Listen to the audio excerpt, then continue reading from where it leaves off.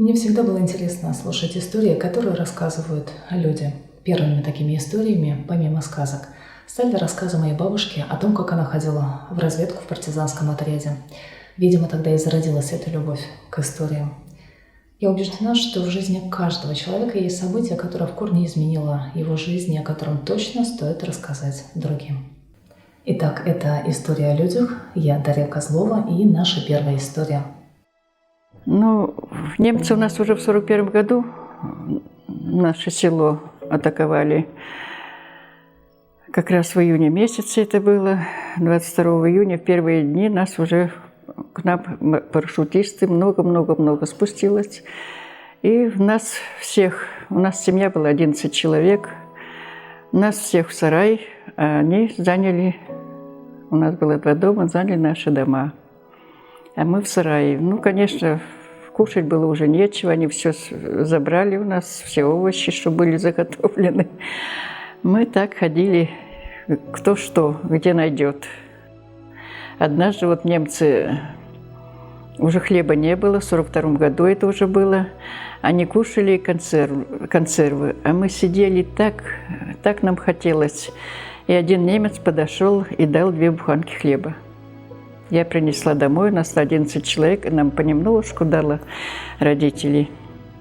Потом родители, сначала отца убили, он в партизанах был, потом застрелили маму. А потом, в 1943 году, мы остались одни. Немцы забирали кто один живет в доме или в квартире, забирали, увозили к себе зачем-то в Германию. Меня 3 раза увозили, но 2 же братья спасали, а 3-й раз уже мне немец, я плакала, говорит: «Хочешь домой?» Я говорю: «Хочу». И бежи только огородами, не по дороге. И он меня отпустил, и больше мне братья одну не оставляли. Потом мы растерялись, в лагеря в разные попали. Я попала в лагерь в 1943 году, в Латвию, в город Алитус. Там у нас лагерь смерти был. Отбирали детей, разделяли с родителями. Один маленький ребенок, я уже запомнила, что он очень плакал, а немцу это не понравилось какому-то. Он что-то сказал другому, тот выхватил у мамы этого ребенка, подкинул, а другой немец застрелил. Нас напугали этим.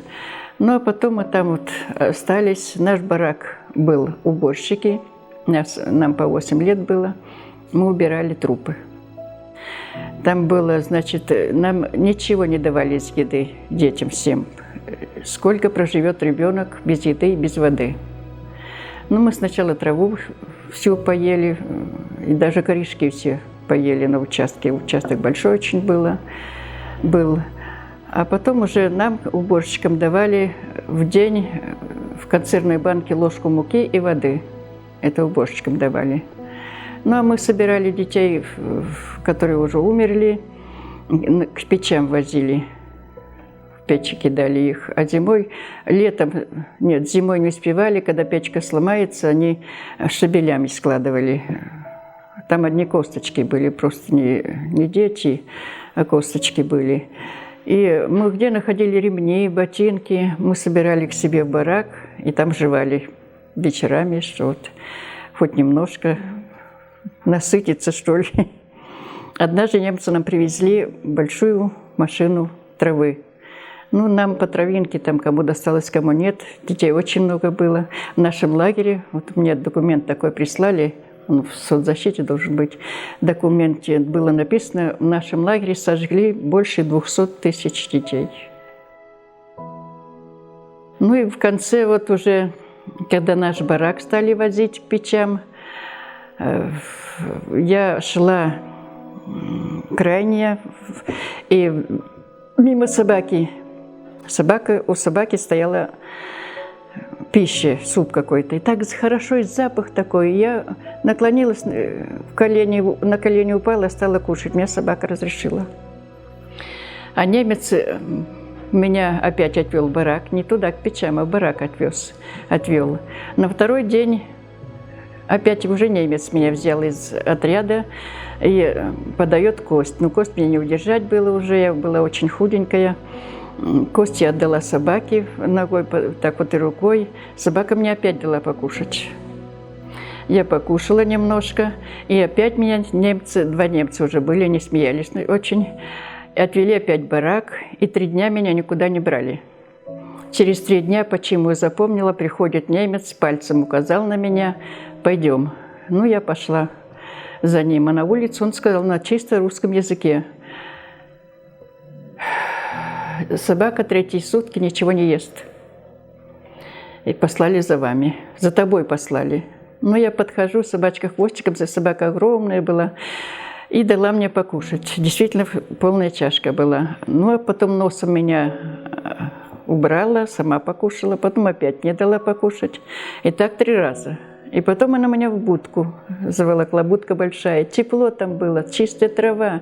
Мы же на досках все были, да там все белье собирали, рваное, всякое грязное. А там так хорошо. И она со мной тоже залезла и легла. И мы уснули. И так было мне хорошо, я так крепко уснула, что не слышала, что собаки не стало. Утром просыпаюсь, не знаю, какое время было. Собаки нет, и лежит 2 буханки хлеба в будке.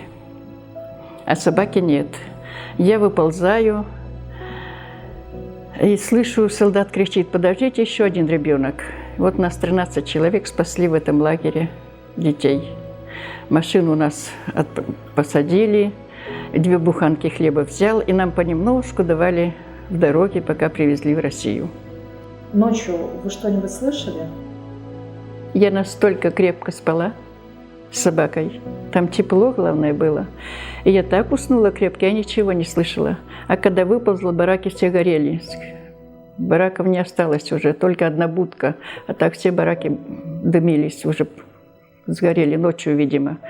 Они уходили, и все бараки подожгли. Немцы подожгли? Немцы, да, уходили. И так вот собаку забрали. Собака крупная такая была, вот такая добрая. Ну, те вот, которые там говорили, что еще в лесу был какой-то, там снимали, это надо говорить, кожу снимали с детей. Ну, там обрабатывали, у нас 13-летние ездили туда, их возили. Шили сумочки дамские, перчатки дамские. Из кожи? Да. И потом дня за 3 их не привезли к нам. Видимо, мы-то не понимали. Ну, так вот, как я сейчас думаю, наверное, убили их, чтобы не рассказывали. А так-то они нам все равно рассказали, кто вот рядом с нами на полочках лежали. Они рассказывали, что творили. Кровь выкачивали до конца, конечно. У живых еще. Тяжко вспоминать, ну. А так держались, как-то все равно было. Куда пошлют, идем. Печам говорили, что конфетку дадут, с удовольствием шли. Что вот находили, жевали, перемни друг другу передавали. И ботинки такие мягкие, хорошие, вкусные. Вкусные были. А так, были такие, которые работали у хозяев, 13-летние. Их увозили к хозяевам. Там они коров ухаживали за коровами, чистили и кормили, наверное. Ну, иногда привозили, в кармане приносили очисточек, вурсточку, по кусочку очисточек давали. И так вот выжили. Выжили, но одни косточки были у нас. Скелет. Мы не ходили, мы двигались как роботы. Я как вспомню. В 44-м уже спасли нас. Привезли в Россию. Я попала в Калужский детский дом, Масальский район был, помню, вот. Ну, и меня определили в изолятор. Я больше года была в изоляторе, потому что у меня было 6 килограмм веса, а мне 9 лет уже было. Я была очень косточка одна. Вот, и мне повариха носила очень-очень часто еду, понемножку. А я плакала, еще просила. Она говорит: доченька, я тебе все отдала, но нельзя. Но я думала, что детей много, всех накормить надо, а я прошу. И так вот, ну, ребятишки старались форочку кинуть мне кусочек хлебушка. Я же год его не видела. И так вот через год я набрала 12 килограмм, меня перевели в группу. Ребятишки все, конечно, были очень добрые.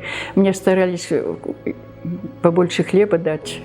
Собирали, мне кучку дадут побольше, чтобы я поправилась побыстрее. Ну и так вот потом из детдома побыла я в детдоме до 16 лет.